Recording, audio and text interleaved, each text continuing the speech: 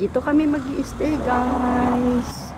Mula sa parking, kung may car kayo, ang sasalubong sa inyo isang napakagandang mini Japanese garden at ito po ang kanilang entrance. Dito na kami sa room, guys. Medyo maliit lang. As in, cute talaga siya. Maliit.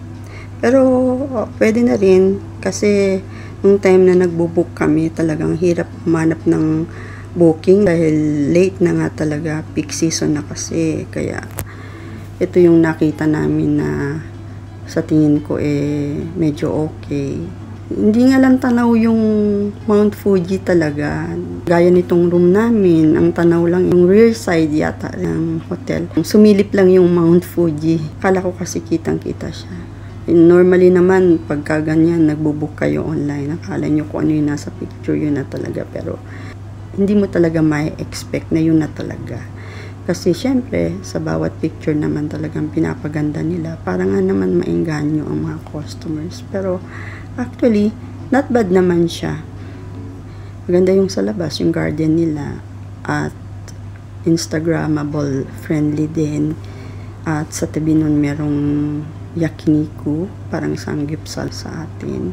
This comes with breakfast din naman, so not bad. Pinapili kami kung anong gusto namin bukas. Dahil maliit lang siya ng hotel, hindi sila nagsaserve ng buffet. Plate lang sila.